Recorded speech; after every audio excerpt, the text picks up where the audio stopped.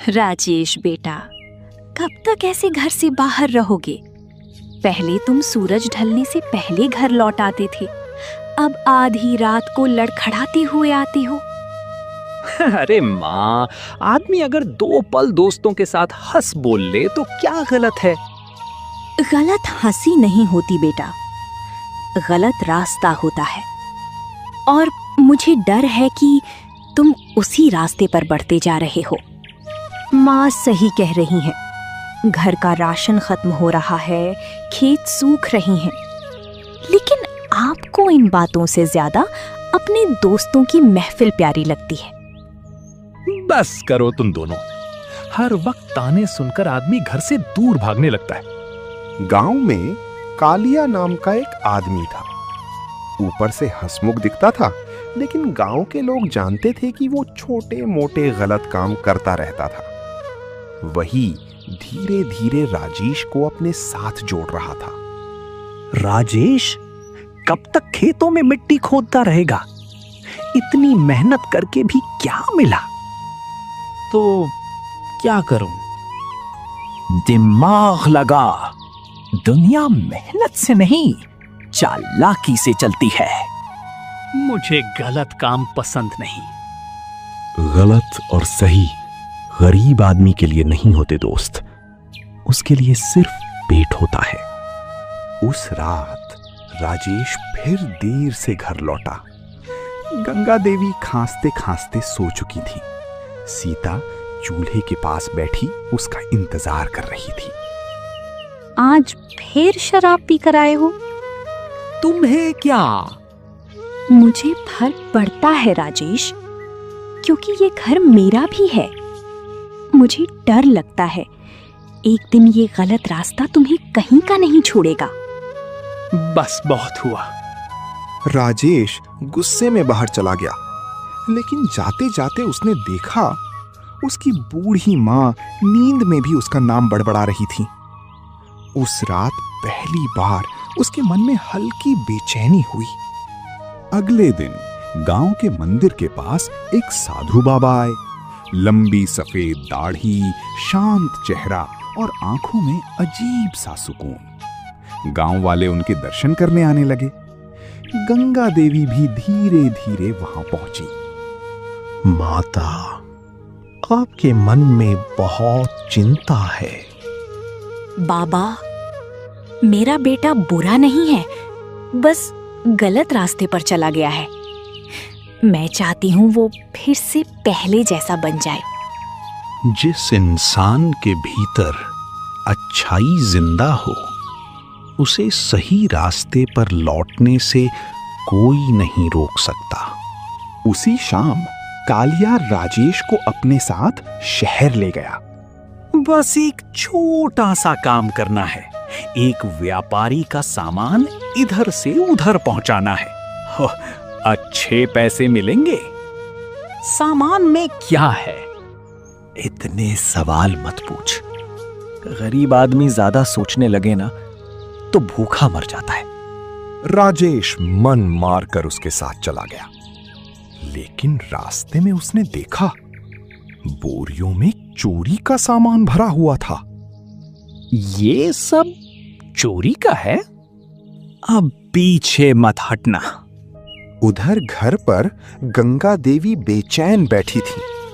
सीता, मेरा मन बहुत घबरा रहा है। मुझे भी डर लग रहा है माँ। तभी देर रात राजेश घर लौटा। उसके चेहरे पर डर साफ दिखाई दे रहा था। क्या हुआ बेटा? माँ, मैं बहुत बड़ी गलती करने जा रहा था। गलती करने वाला इंसान बुरा नहीं होता बेटा, गलती मानने वाला इंसान बड़ा होता है। अगली सुबह राजेश अकेला मंदिर पहुंचा। साधु बाबा वहीं बैठे थे। बाबा, क्या एक गलत रास्ते पर चला आदमी फिर से अच्छा बन सकता है? अगर नदी अपना रास्ता बदल सकती है तो इंसान क्यों नहीं? लेकिन मैंने माँ और सीता को बहुत दुख दिया है। पछतावा तभी काम आता है बेटा, जब उसके बाद इंसान खुद को बदल ले। उस दिन के बाद राजेश ने कालिया का साथ छोड़ दिया। उसने फिर से खेतों में मेहनत शुरू कर दी। सुबह जल्दी उठता, माँ की दवा लाता और सीता के साथ खेत संभालता। धीरे धीरे घर में फिर से खुशियां लौटने लगी। आज बहुत दिनों बाद घर पहले जैसा लग रहा है। घर दीवारों से नहीं, अपने लोगों की मुस्कान से बनता है। गांव के सबसे किनारे पर, जहां मिट्टी धीरे धीरे बंजर होने लगती थी और खेतों की हरियाली खत्म होकर सूखी धरती दिखाई देने लगती थी, वहीं एक टूटी हुई मिट्टी की झोपड़ी खड़ी थी। उस झोपड़ी में शंकर अपनी पत्नी कमला और अपनी 11 साल की बेटी गौरी के साथ रहता था। गरीबी उस घर की पुरानी सच्चाई थी। बरसों से खेत सूखे पड़ रहे थे। गांव के बड़े किसान धीरे धीरे अमीर होते जा रहे थे, लेकिन छोटे किसानों की जिंदगी हर साल और कठिन होती जा रही थी। शंकर के पास बस आधा बीघा जमीन थी। वही उसकी उम्मीद थी, वही उसकी मजबूरी। शंकर, आज फिर रात भर ठीक से नींद नहीं आई ना? जब आदमी की आंखों के सामने घर की चिंता घूमती रहे ना कमला, तब नींद भी डरकर दूर भाग जाती है। इतना मत सोचो। भगवान ने चाहा तो सब ठीक होगा। भगवान भी उसी की मदद करता है जो खुद हिम्मत ना छोड़े। मैं हारना नहीं चाहता कमला, बस डरता हूं कि कहीं हमारी गौरी को भी वही जिंदगी ना मिले जो हमने देखी है। बाबा, आज मैं भी आपके साथ खेत चलूंगी। तू खेत में क्या करेगी बेटी? आप कहते हो ना कि जमीन माँ जैसी होती है, तो मैं भी अपनी जमीन को देखना चाहती हूँ। तू सच में बहुत बड़ी हो गई है गौरी। सुबह की हल्की धूप खेतों पर फैल रही थी। शंकर अपनी सूखी जमीन को चुपचाप देख रहा था। मिट्टी में दरारें पड़ चुकी थी। ऐसा लग रहा था जैसे जमीन भी थक चुकी हो। तभी दूर से एक बूढ़ा साधु धीरे धीरे चलता हुआ वहां आया। बेटा, थोड़ा पानी मिलेगा? जरूर बाबा। गरीब आदमी के घर में ज्यादा कुछ ना हो, लेकिन पानी और सम्मान हमेशा मिलता है। शंकर ने अपनी छोटी मटकी से पानी निकालकर साधु को दिया। तुम खुद परेशान लगते हो, फिर भी चेहरे पर गुस्सा नहीं है। गरीबी इंसान को कमजोर जरूर करती है बाबा, लेकिन अगर आदमी का दिल छोटा हो जाए ना, तब असली हार होती है। बहुत बड़ी बात कही तुमने। साधु कुछ देर तक शंकर की जमीन को देखता रहा। फिर उसने अपनी झोली से लाल रंग का छोटा सा बीज निकाला। ये साधारण बीज नहीं है, ये लाल चंदन का बीज है। इसे संभाल कर लगाना। अगर तुम्हारा मन साफ रहा और मेहनत सच्ची रही, तो एक दिन यही पेड़ तुम्हारी जिंदगी बदल देगा। लाल चंदन? हाँ, लेकिन याद रखना, पेड़ सिर्फ पानी से नहीं उगते, इंसान की नीयत से भी उगते हैं। इतना कहकर साधु वहां से चला गया। कौन थी ये बाबा? पता नहीं, लेकिन जाते जाते एक अजीब उम्मीद दे गए। बाबा, क्या हम ये बीज अभी लगाएंगे? हाँ बेटी, शायद भगवान ने हमारी सूखी जमीन के लिए यही आखिरी उम्मीद भेजी है। तीनों ने मिलकर खेत के बीचों बीच छोटी सी जगह खोदी। शंकर ने बहुत संभाल कर लाल चंदन का बीज मिट्टी में डाला। हे भगवान, हमने हमेशा मेहनत की है, बस इस बार हमारी मेहनत को सूखने मत देना। मैं रोज इस पेड़ को पानी दूंगी बाबा, और मैं रोज इसके लिए प्रार्थना करूंगी। उसी गांव में एक साहूकार रहता था, धनराज। गांव के आधे गरीब लोग उसके कर्ज में दबे थे। वो गरीबों की मजबूरी देखकर मुस्कुराता था। एक दिन उसकी नजर शंकर के खेत पर पड़ी। अरे शंकर, इस सूखी जमीन में अब क्या उगाने की कोशिश कर रहा है? उम्मीद बो रहा हूं साहूकार जी। गरीब आदमी की उम्मीद भी उसकी जेब जैसी खाली होती है। खाली जेब आदमी को छोटा नहीं बनाती साहूकार जी, खाली दिल बनाता है। धनराज के चेहरे पर हल्की जलन दिखाई दी। देखता हूं ये छोटा सा बीज तेरी जिंदगी कैसे बदलता है।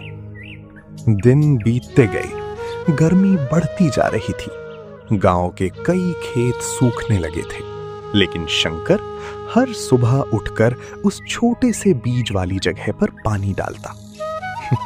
कई लोग उसका मजाक उड़ाने लगे। अरे शंकर पागल हो गया है, सूखी जमीन में लाल चंदन उगाएगा। गरीबी आदमी को सपने ज्यादा दिखाने लगती है। लेकिन शंकर ने किसी की बात का जवाब नहीं दिया। लोगों की बातें सुनकर बुरा नहीं लगता। जब आदमी के पास सच और मेहनत हो ना, तब दूसरों की बातें धीरे धीरे छोटी लगने लगती हैं। एक सुबह गौरी दौड़ती हुई घर के अंदर आई। पापा, पापा जल्दी चलो, हमारा बीज उगाया। शंकर और कमला तुरंत खेत की तरफ भागे। मिट्टी के बीच से छोटी सी हरी कोम्पल बाहर निकल आई थी। हे भगवान, सच में उगाया। देखा, मेहनत कभी पूरी तरह सूखती नहीं, बस उसे वक्त चाहिए होता है। अब ये बहुत बड़ा पेड़ बनेगा ना बाबा? हाँ बेटी, और एक दिन यही पेड़ हमारी किस्मत बदलेगा। महीने बीतते गए। छोटा सा पौधा अब धीरे धीरे मजबूत होने लगा था। उसकी लकड़ी में हल्का लालपन दिखने लगा था। गांव के लोग अब शंकर का मजाक कम और हैरानी ज्यादा करने लगे थे। सुनो, शायद सच में ये लाल चंदन का पेड़ है। अगर ये बड़ा हो गया ना, तो शंकर की जिंदगी बदल जाएगी। लेकिन जहां उम्मीद होती है, वहां लालच भी धीरे धीरे जन्म लेने लगता है। धनराज अब रोज चोरी छिपे उस पेड़ को देखने आने लगा। अगर ये सच में लाल चंदन है, तो इसकी कीमत लाखों में होगी। इतना धन मैं किसी गरीब के हाथ नहीं लगने दूंगा। एक रात गांव में तेज आंधी और बारिश शुरू हो गई। बिजली जोर जोर से चमक रही थी। शंकर, मुझे उस पेड़ की चिंता हो रही है। इतनी तेज हवा में कहीं टूट ना जाए। मैं देख कर आता हूं। शंकर बारिश में भीगता हुआ खेत तक पहुंचा। पेड़ तेज हवा में झूल रहा था। डर मत, मैं तुझे कुछ नहीं होने दूंगा। उसने पेड़ को रस्सियों से बांध दिया ताकि वो टूट ना सके। पूरी रात वो बारिश में उसी पेड़ के पास बैठा रहा। सुबह होते होते तूफान शांत हो गया। बाबा, हमारा पेड़ बच गया। हाँ बेटी, क्योंकि ये सिर्फ पेड़ नहीं, हमारी उम्मीद है। धनराज का लालच अब बढ़ चुका था। उसने अपने 2 आदमियों को रात में पेड़ काटने भेजा। अगर किसी ने देख लिया तो? गरीब आदमी की आवाज कौन सुनता है? जल्दी जाओ और पेड़ काटकर ले आओ। रात गहरी थी। दोनों आदमी चुपके चुपके खेत में पहुंचे। जैसे ही उन्होंने कुल्हाड़ी उठाई, अचानक जोर से बिजली चमकी। दोनों डर गए। तभी गौरी की आंख खुल गई। पापा, खेत में कोई है। शंकर तुरंत बाहर भागा। दोनों आदमी डरकर भाग गए। कौन था वहां? मुझे लगता है कोई हमारा पेड़ काटने आया था। अब समझ आया, गरीब आदमी की मेहनत सबसे ज्यादा लालच पैदा करती है। अगले दिन गांव में खबर फैल गई कि धनराज रात में शंकर का पेड़ कटवाना चाहता था। गांव वाले धीरे धीरे उसके खिलाफ बातें करने लगे। इतना लालच भी अच्छा नहीं होता। शंकर ने मेहनत की है, उस पेड़ पर सिर्फ उसी का हक है। धनराज को पहली बार लगा कि गांव वाले अब उससे डर कम रहे हैं। कुछ साल बाद लाल चंदन का पेड़ पूरी तरह बड़ा हो चुका था। उसकी लकड़ी की खुशबू दूर तक फैलती थी। शहर से व्यापारी उस पेड़ को देखने आने लगे। एक व्यापारी ने शंकर को बहुत बड़ी कीमत देने की बात कही। अगर तुम ये पेड़ बेच दो तो तुम्हारी आने वाली कई पीढ़ियां आराम से जी सकती हैं। शंकर, अब हमारे सारे दुख खत्म हो सकते हैं। लेकिन बाबा, आप हमेशा कहते थे कि पेड़ सिर्फ पैसा नहीं देता, जिंदगी देता है। शंकर काफी देर तक चुप रहा। ये पेड़ सिर्फ हमारी गरीबी खत्म करने के लिए नहीं उगा था, इसने हमें मेहनत, धैर्य और उम्मीद सिखाई है। मैं इसे पूरा नहीं कटवाऊंगा। क्या मतलब? मैं इसकी सिर्फ कुछ लकड़ियां बेचूंगा, बाकी पेड़ जिंदा रहेगा, ताकि आने वाले लोग भी समझ सकें कि उम्मीद को काटना नहीं चाहिए। बाबा, अगर उस दिन वो साधु आपको ये बीज ना देता तो शायद मैं फिर भी मेहनत करता बेटी, क्योंकि असली जादू बीज में नहीं था, इंसान की उम्मीद में था। और सच्ची मेहनत एक ना एक दिन जरूर फल देती है। गरीब इंसान की सबसे बड़ी ताकत उसकी मेहनत और उम्मीद होती है। जो इंसान धैर्य के साथ मेहनत करता है, उसकी सूखी जमीन पर भी एक दिन लाल चंदन जरूर उगता है।